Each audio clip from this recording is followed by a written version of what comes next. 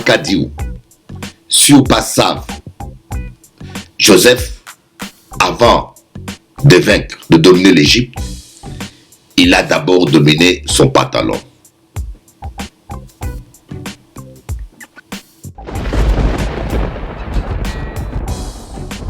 Vous avez même certains chrétiens qui vous en veulent. Qui vous en veulent parce que vous sanctionnez le péché. Mais l'impunité dans l'église ne doit pas exister. Le péché doit être condamné.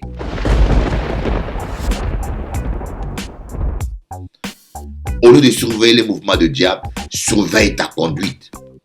La Bible nous dit de veiller sur notre conduite. La Bible ne nous demande pas de veiller sur le diable.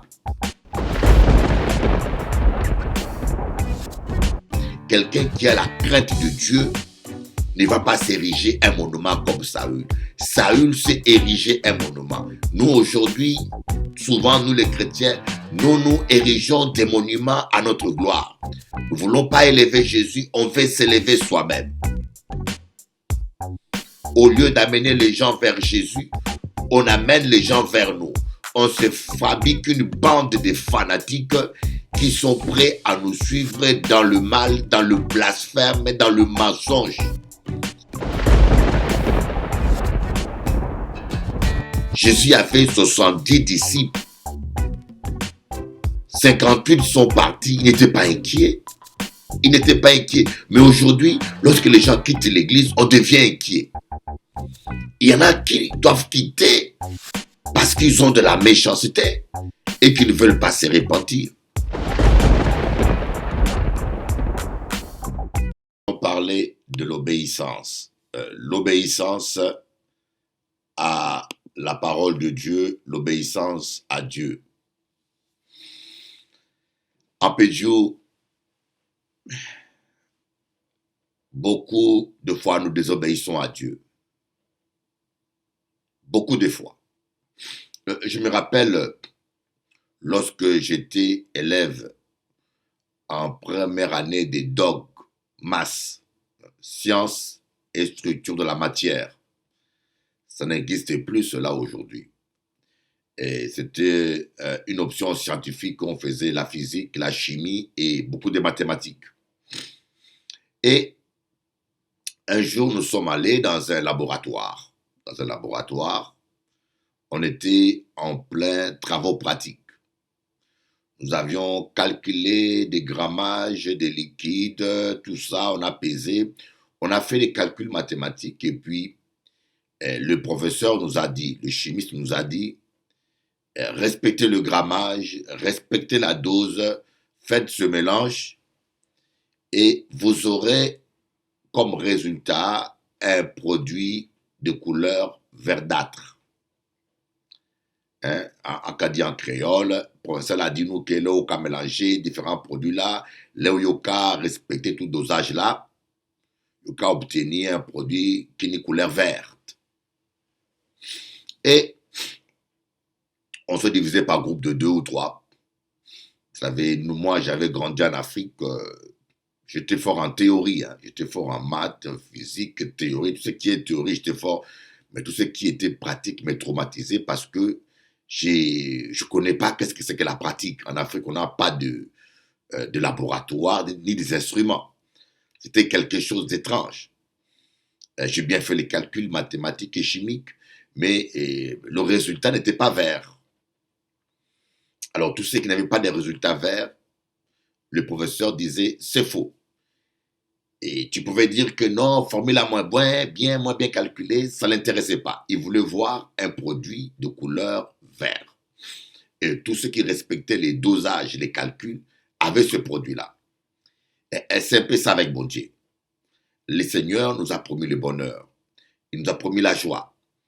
Si nous obéissons à Dieu et nous respectons tout ce qu'il nous dit, nous aurons comme résultat, comme dit David, le bonheur et la grâce va nous accompagner pour tout le restant de nos vies. Le bonheur et la grâce m'accompagneront tous les jours de ma vie.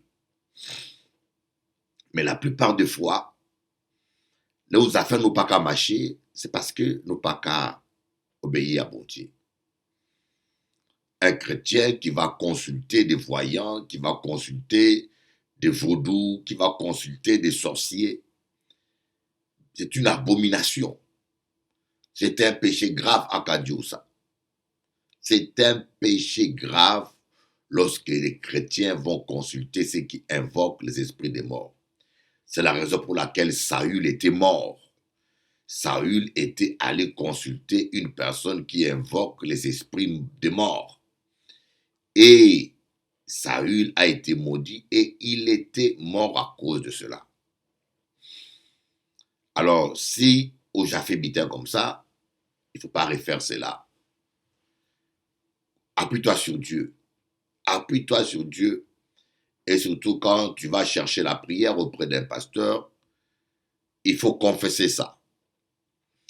Nous allons lire 1 Samuel 15 à partir du verset 1.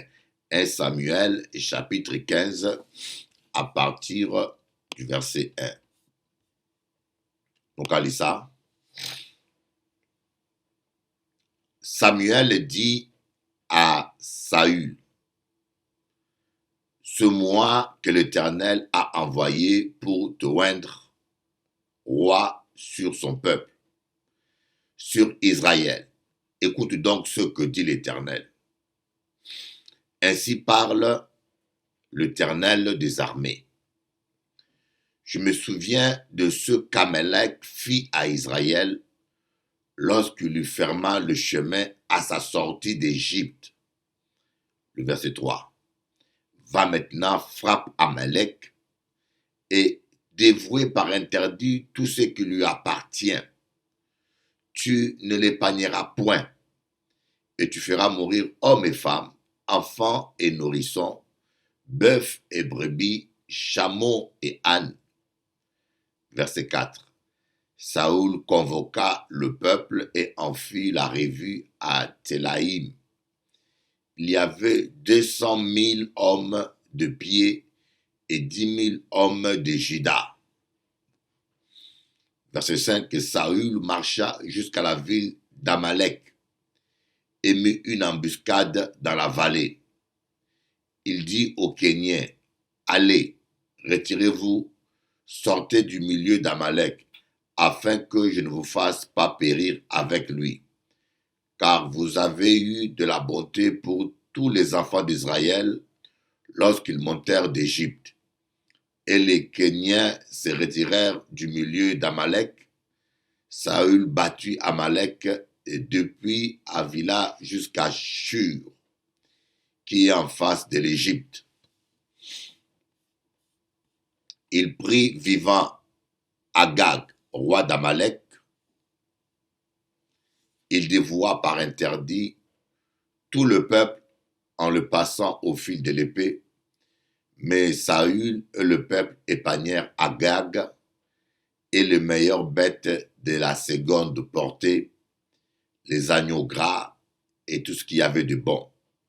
Ils ne voulurent pas les dévouer par interdit, et ils dévouèrent seulement tout ce qui était méprisable et chétif. L'Éternel adressa la parole à Samuel et lui dit, je me répands d'avoir établi Saül pour roi, car il se détourne de moi et il n'observe point mes paroles. Samuel fut irrité et y cria à l'Éternel toute la nuit. Il se leva de bon matin pour aller au-devant de Saül et en vint lui dire, Saül est allé à Carmel et voici, il s'est érigé un monument. Puis il s'en est retourné et passant plus loin, il est descendu à Gilgal. Samuel s'est rendu auprès de Saül et Saül lui dit, sois béni de l'Éternel, j'ai observé la parole de l'Éternel. Samuel dit, qu'est-ce que c'est que donc ce bêlement de brebis qui parvient à mes oreilles et ce mugissement de bœuf que j'entends? Saül répondit, ils les ont amenés de chez les Amalécites parce que le peuple a épargné le meilleur brebis et le meilleur bœuf afin de les sacrifier à l'Éternel ton Dieu. Et le reste, nous l'avons dévoué par interdit. Samuel dit à Saül, arrête et je te déclarerai ce que l'Éternel m'a dit cette nuit. Et Saül lui dit, parle. Samuel dit, lorsque tu étais petit à tes yeux, n'es-tu pas devenu le chef des tribus d'Israël? Et l'Éternel ne t'a-t-il pas oint pour que tu sois roi sur Israël? L'Éternel t'avait fait partir en disant, va aidez-vous par interdit ces pécheurs, les Amalécites. Tu leur feras la guerre jusqu'à ce que tu les aies exterminés. Pourquoi n'as-tu pas exterminé? Pourquoi n'as-tu pas écouté la voix de l'Éternel? Pourquoi n'as-tu pas jeté, pourquoi t'es-tu jeté sur le butin et as-tu fait ce qui est mal aux yeux de l'Éternel? Amen. Voilà. Nous avons vrai un autre passage là qui a dit l'obéissance. Il manque un passage. 1 Samuel 15. Nous avons le verset 16. Samuel dit à Saül, arrête, et je te déclarerai ce que l'Éternel m'a dit cette nuit. Et Saül lui dit, parle. Samuel dit, lorsque tu étais petit à tes yeux, n'es-tu pas devenu le chef des tribus d'Israël? Et l'Éternel ne t'a-t-il pas oint pour que tu sois roi sur Israël? L'Éternel t'avait fait partir en disant, va, aidez-vous par interdit ces pécheurs, les Amalécites, tu leur feras la guerre jusqu'à ce que tu les aies exterminés. Pourquoi n'as-tu pas écouté la voix de l'Éternel? Pourquoi t'es-tu jeté sur le butin et as-tu fait ce qui est mal aux yeux de l'Éternel? Saül répondit à Samuel, j'ai bien écouté la voix de l'Éternel et j'ai suivi le chemin par lequel m'a envoyé l'Éternel. J'ai amené Agar, roi d'Israël, d'Amalek, et j'ai dévoué par interdit les Amalécites. Mais le peuple a pris le butin des brebis et des bœufs. Le butin des brebis et de bœufs. Brebis et de bœufs. Comme prémisse de ce qui a été dévoué, afin de les sacrifier à l'Éternel ton Dieu à Gilgal. Samuel dit, l'Éternel trouve-t-il du plaisir dans les holocaustes et les sacrifices, comme dans l'obéissance à la voix de l'Éternel? Voici l'obéissance vaut mieux que les sacrifices, et l'observation de sa parole vaut mieux que la graisse des béliers. Car la désobéissance est aussi coupable que la divination, et la résistance ne l'est pas moins que l'idolâtrie et les téraphins. Puisque tu as rejeté la parole de l'Éternel, il te rejette aussi comme roi. Wow, parole à dure, hein? Il te rejette aussi comme roi.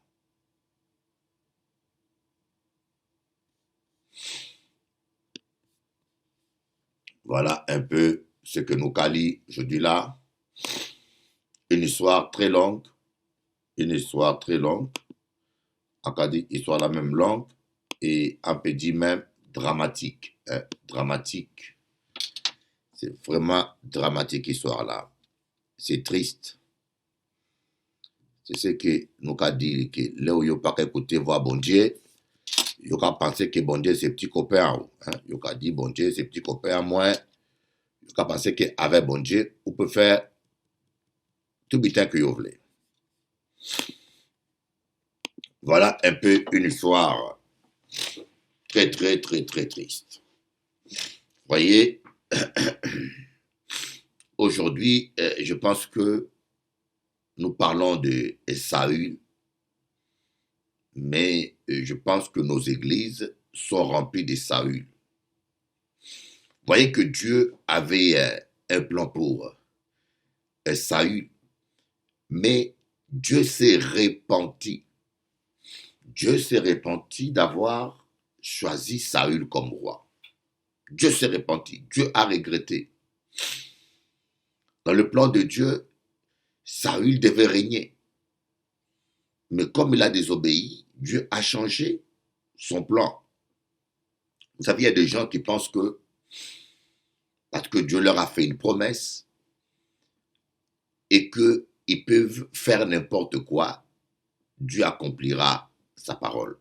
Il y a des promesses de Dieu qui sont liées à l'obéissance.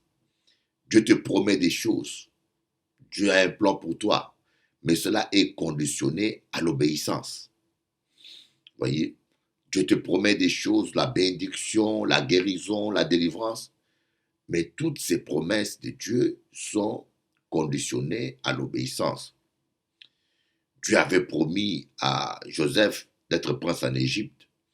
Mais je pense que si Joseph avait couché avec Madame Potiphar, je ne pense pas qu'il aurait été prince en Égypte.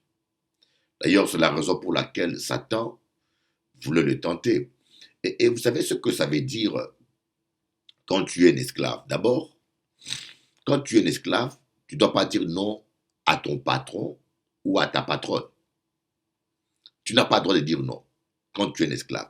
Un esclave, c'est une personne, des fois, qu'on traite comme un animal. C'est comme si vous avez votre chien ou votre bœuf.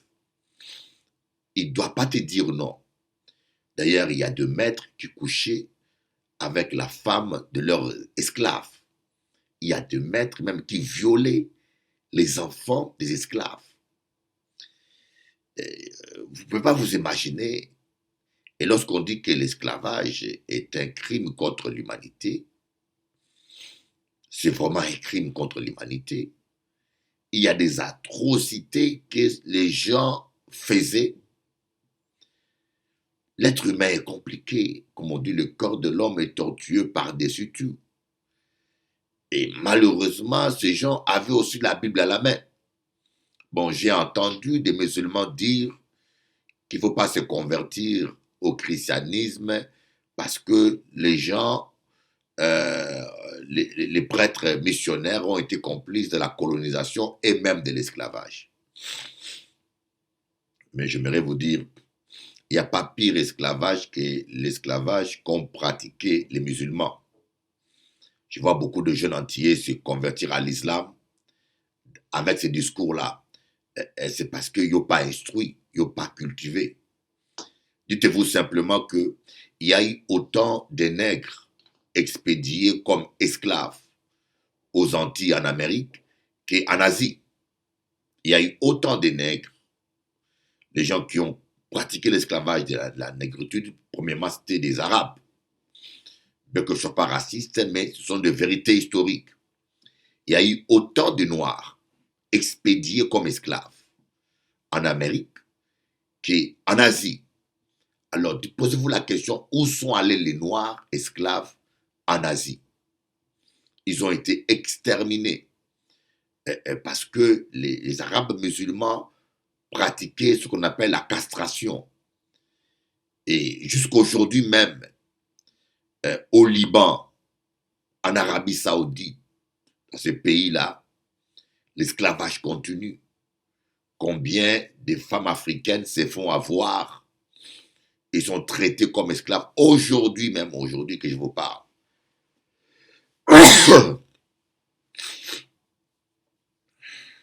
Certains même sont maltraités et on a vu encore des Noirs esclaves au Liban. Ce n'est pas des païens qui pratiquent cet esclavage, hein. C'est des croyants musulmans. Comme pour moi, je dis, la religion est dangereuse. Voilà pourquoi je ne prêche pas la religion. En pas qu'à prêcher la religion, moi je parle de Jésus. Voyez. Donc un esclave n'avait pas à dire non au maître ou à la maîtresse. Donc Joseph, lorsque Madame Potiphar voulait coucher avec lui, il devait dire normalement oui. Donc, étant que esclave, juridiquement, il n'avait pas le droit de dire non. Il aurait pu trouver une excuse. Et deuxièmement, coucher avec la maîtresse de ton patron, c'est quelque part devenir un patron. Parce que vous savez, la maîtresse, lorsque vous sortez avec votre maîtresse et qu'elle est amoureuse de vous, elle peut tuer le patron pour que vous preniez la place. Elle peut même influencer le patron pour que vous ayez votre liberté. Et puis lorsque le patron est un bras droit du pharaon, c'est une promotion garantie. Et la tentation était 2 fois plus dure encore. Mais malgré ça, Joseph a dit non. Troisièmement, la femme de la maîtresse était une belle femme. Sans penser à sa condition d'esclave, sans penser aux intérêts matériels, tous les hommes aiment des belles femmes. Là où il y a une vraie belle charbine, là, on a gardé comment il a marché, hein? Vous gars, on sait bien, on sait de qui il a parlé, messieurs, pas fait l'innocent. Voyez, lorsque vous voyez une belle femme là, ou pas ni même besoin d'intérêt parce que yo ka aimé ça. Mais Joseph a résisté. Donc la tentation de Joseph était triple. Étant qu'esclave, il n'avait pas le droit de dire non.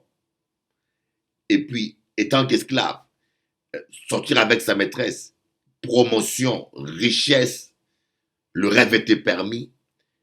Et puis, étant qu'esclave, la femme du maître était toujours propre, bien habillée, plus classe. Donc Joseph avait toutes les raisons de désobéir. Mais Joseph dit non.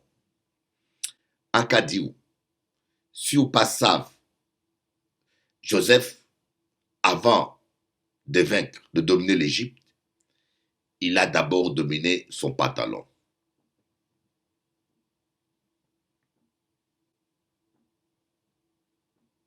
Joseph, avant de dominer l'Égypte, il a d'abord dominé son pantalon.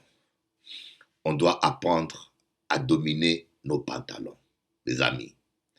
Si vous êtes pasteur, vous êtes apôtre, vous êtes bishop, vous ne savez pas dominer votre pantalon, vous ne savez pas dominer votre sexualité, laissez le diable tranquille.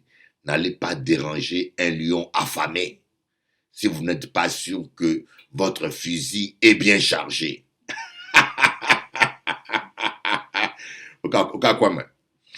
Donc, Saül, lui, il a désobéi. Et le plan de Dieu a changé.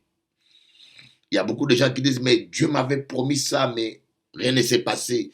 Dieu m'avait promis ça, mais est-ce que vous êtes resté dans l'obéissance?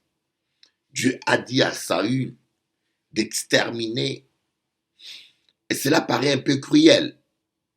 Aujourd'hui, on appelle ça génocide. Mais cela montrait comment Dieu, dans le temps de la loi, aime la sainteté. Dieu ne supporte pas le péché. Dieu ne supporte pas le péché. Si vous voulez vous rapprocher de Dieu, éloignez-vous du péché et de la méchanceté. Le mensonge et la méchanceté. Je ne vous dis pas le nombre de chrétiens aujourd'hui qui mentent. Les chrétiens mentent. Vous lui dites, vous avez bien dit ça. Il dit non, je n'ai pas dit ça. On vous a dit bien ça. Non, on ne m'a rien dit. Alors qu'on lui a dit ça vraiment. Le mensonge est un péché propre. Parfois, on se dit, on fait du mal à personne. Mais je vous dis, le nombre de chrétiens qui vivent dans le mensonge, le nombre de gens qui prient, qui vont même à l'église catholique, qui ont la haine dans le cœur, qui ont la jalousie dans le cœur, parfois qui ont la méchanceté. Appelez-vous ça. Quand vous voyez un prêtre pédophile toucher les enfants, ce n'est pas un homme de Dieu. Ce n'est pas un enfant de Dieu. Un enfant de Dieu ne peut pas faire du mal aux petits-enfants. Oh, Jésus, on vit les temps de la fin. Jésus a dit, vous les reconnaîtrez par leurs fruits et non par leurs prédications. Voyez, non pas seulement les gens vivent dans le péché, mais quand vous sanctionnez le péché, vous avez même certains chrétiens qui vous en veulent. Qui vous en veulent parce que vous sanctionnez le péché. Mais l'impunité dans l'église ne doit pas exister. Le péché doit être condamné. Mais aujourd'hui, nous vivons un temps difficile où le mal est devenu bien, où le péché est accepté. Séparez-vous du mal. L'obéissance. Le problème que nous avons, c'est le péché. Comme je dis à une personne, au lieu de surveiller les mouvements des démons, au lieu de surveiller les mouvements du diable, c'est trop compliqué. Lui, il rôde tout le temps, il rôde. Et si vous avez tout le temps couru derrière lui, vous n'aurez pas assez de souffle. Au lieu de surveiller les mouvements du diable, surveille ta conduite. La Bible nous dit de veiller sur notre conduite. La Bible ne nous demande pas de veiller sur le diable ou de savoir qui est sorcier, qui n'est pas sorcier. Non, il faut veiller sur ta conduite. Celui qui se garde, l'ennemi ne le touche pas. Le diable, il a le droit de rôder. Il a le droit de rôder, de tourner. Il a le droit de rôder. Il a le droit au rodage. Laissez-le rôder, il va se fatiguer, il va partir ailleurs. Mais vous devez fermer toutes les portes et ne pas donner accès aux démons. Alléluia. Et Saül est allé. Il a tué. Il a fait la guerre. Il a vaincu Amalek. Il a exécuté la parole de Dieu. Mais il n'a pas tout exécuté. Il est tombé. Il a vu que les Amalek avaient un bon bétail, des veaux gras. Il a épargné Agag.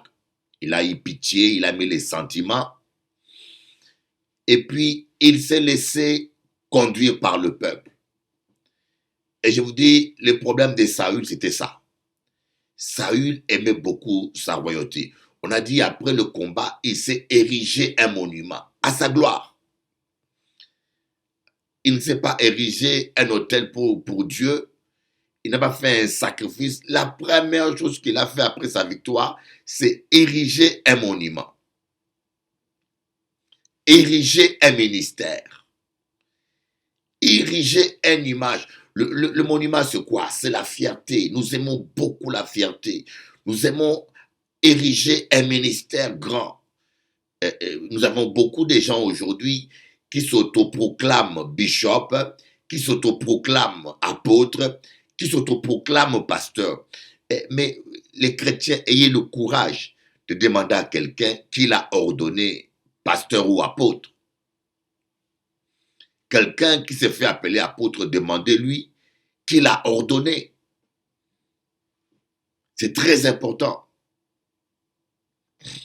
Quelqu'un m'a dit, Bishop Eli, telle personne est très sérieuse.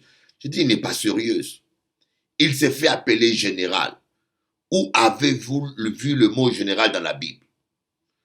Hein? Général. Il dit, ce monsieur-là est un homme de Dieu. Moi, je dis, ce n'est pas. Moi, quelqu'un qui est en dehors de la parole, pour moi, n'est pas sérieux. Moi, je juge les gens dans les petites choses. Les petits blocs de glace, des fois, cachent des icebergs à l'intérieur.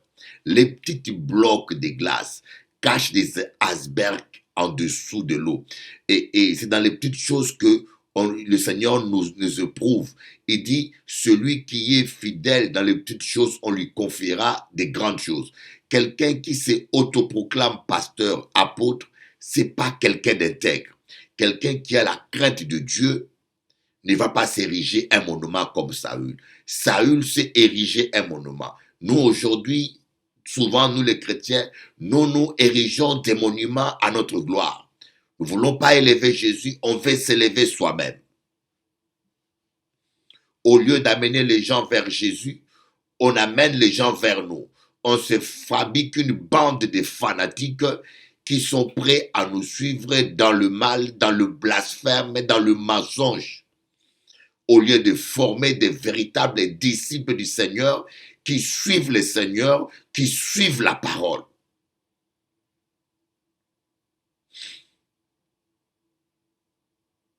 C'est vous seul, pasteur, qui savez qui formez-vous. Formez-vous des disciples de Jésus ou formez-vous des adeptes et des fanatiques pour vous. Et Saül écoutait trop le peuple. Il aimait sa royauté plus que Dieu. C'est ça la grande différence qu'il y avait entre David et Saül. David aimait Dieu plus que tout. Regardez bien.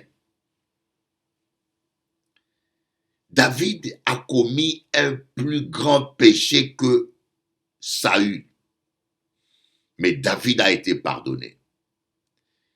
Et Saül a commis moindre. Il n'a pas tué quelqu'un dans la désobéissance.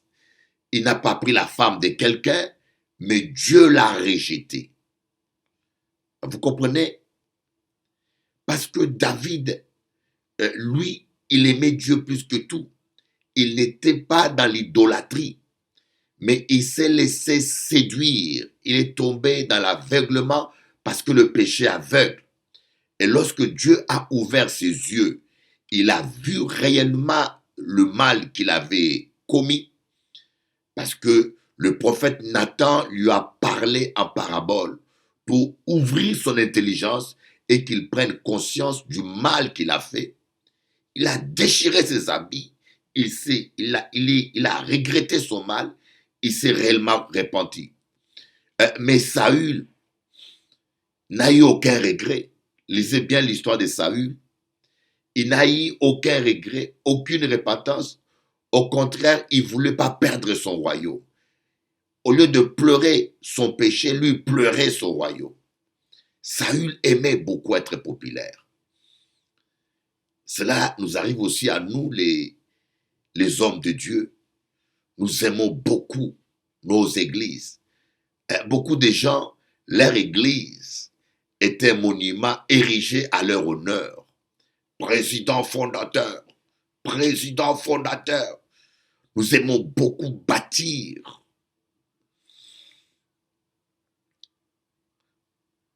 Des monuments à notre honneur.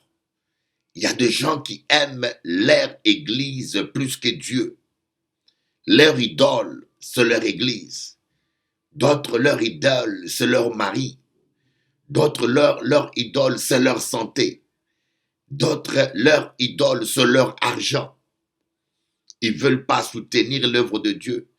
Ils viennent dans une église, ils ne se posent même pas la question comment est-ce que la salle est louée, comment est-ce que le pasteur est payé. Ils ne se posent pas la question. Ils aiment trop toucher à tout sauf à leur porte-monnaie. C'est l'idolâtrie. Et l'idolâtrie, c'est grave. Un leader, c'est quelqu'un qui conduit le peuple. Mais aujourd'hui, il y a des gens qui sont conduits par le peuple. Nous voulons trop gagner tout le monde. J'aimerais vous dire, pasteur, vous ne pourrez pas gagner tout le monde. Il y a des gens qui doivent partir. Si les gens viennent dans votre église et tout le monde reste, tout le monde est bien là-dedans, c'est que votre église est une véritable poubelle. La Bible dit que le méchant ne résiste pas dans l'assemblée des saints. Le méchant ne résiste pas dans l'assemblée des saints. Le méchant, il ne résiste pas dans l'assemblée. Il faut que les gens, les méchants qui viennent chez vous, où ils se répandent et changent, où ils sont mal à l'aise, ils partent. Jésus avait 70 disciples. 58 sont partis, il n'était pas inquiet. Il n'était pas inquiet. Mais aujourd'hui, lorsque les gens quittent l'église, on devient inquiet. Il y en a qui doivent quitter parce qu'ils ont de la méchanceté et qu'ils ne veulent pas se repentir. Mais Saül était ce genre de personne qui faisait ce que le peuple voulait. Et nous avons aujourd'hui de pasteurs qui prêchent le message que les gens aiment. Les gens aiment l'argent, on prêche la prospérité. On prêche le message que les gens aiment. Et l'apôtre Paul dit, si c'est pour plaire aux hommes, je ne serai plus serviteur de Dieu. Vous ne devez pas chercher à plaire aux gens. N'ayez pas peur. Si vous cherchez à plaire aux gens, vous allez perdre l'amitié de Dieu. Vous devez être un ami de Dieu. Un ami de Dieu dit la vérité. La vérité peut vous coûter la vie. La vérité peut vous coûter le travail. La vérité peut vous faire perdre beaucoup. Mais n'ayez pas peur de perdre pour la gloire de Dieu. Tout ce que vous perdez pour Dieu, Dieu vous le donnera au centuple. Tout ce que vous perdez pour Dieu, Dieu vous le donnera au centuple. Et voilà comment Saül, voulant plaire aux gens, il a écouté les gens. Mais ce qui est vraiment intriguant, c'est de voir que Saül n'a pas pris ses bétails pour lui. Il a pris ça pour Dieu. L'idée était bonne, n'est-ce pas? Il n'a pas dit que je prends ce bétail-là pour m'enrichir, je prends ce bétail-là. Non. L'acte même en lui-même, il n'y a rien de méchant là-dedans. Il n'y a rien d'égoïste. Saül a pris ça pour donner à Dieu. Mais il n'a pas obéi à la parole de Dieu. Vous voyez, des fois nous faisons de bonnes choses, mais à tort et à travers. Des fois nous faisons de bonnes choses, mais à tort et à travers. Je peux vous le dire. Je peux prêcher, par exemple. Aujourd'hui, je suis à Paris. Je prêche à Paris. Prêcher, c'est bon. Mais est-ce que je suis là où Dieu me veut? Si Dieu me dit, retourne au Congo, et je refuse de retourner au Congo, je reste à Paris. Je suis dans la désobéissance. Je peux beau prêcher. C'est bien. C'est la gloire de Dieu. Mais Dieu n'est pas d'accord avec moi. Et je tenais à dire à tous les chrétiens de prier pour le nouveau président du Congo, Félix Tshisekedi. S'il est président et élu président, nous ne sommes pas là pour polémiquer sur le comment. Toute autorité vient de Dieu. Toute autorité vient de Dieu. Priez pour lui simplement. Priez pour lui, que Dieu lui donne la sagesse, que Dieu le protège, que Dieu l'accompagne et qu'il soit un instrument de paix pour le Congo. Arrêtez de polémiquer, de dire Moulouba ou Moukongo. Nous ne sommes pas des tribalistes. Botika buzoba buzoba na binowana. Alors, je continue mon message. C'était qu'une parenthèse. Et voilà comment Saül a désobéi à Dieu. Et Samuel a dit, arrête. Arrête de polémiquer, arrête de parler. L'Éternel trouve-t-il autant de plaisir? L'Éternel trouve-t-il autant de plaisir dans les holocaustes et les sacrifices comme dans l'obéissance à la voix de l'Éternel? Plusieurs fois, nous qu'à prier. Il y a des gens qui sont là, qui prient. C'est bien de prier. Je n'ai pas dit que c'est mauvais. Je n'ai pas dit que c'est mauvais de prier. Mais comment d'abord est l'état de ton cœur? Comment d'abord est l'état de ton cœur? L'état de ton cœur détermine la portée de tes prières. Voyez, lorsque on veut tirer une balle, on prend un fusil, le pointage est déterminant. On pointe bien l'objectif. Tu peux avoir un fusil puissant, tu peux avoir un fusil meilleur, tu es un bon chasseur, mais quand tu pointes mal, tout est déjà perdu. C'est un peu ça. L'état de ton cœur donne l'angle qu'il faut pour toucher le ciel. L'état de ton cœur détermine si tu peux toucher le cœur de Dieu ou pas. Tu peux jeûner 50 jours. Tu peux jeûner 40 jours. Tu peux faire même ce que font les catholiques, la neuvième ou bien la pénitence ou le chemin de la croix. Tous ces sacrifices-là, il n'y a qu'à faire. Mais si ton cœur est dans la rancune, si ton cœur est dans la jalousie, si ton cœur est dans la méchanceté, tes prières sont nulles. La plupart de nos prières sont annulées et sans efficacité parce que notre cœur est mauvais. Le cœur, et c'est comme ça qu'a dit que nous changeons tout sauf le cœur. La plupart des fois, nous changeons tout.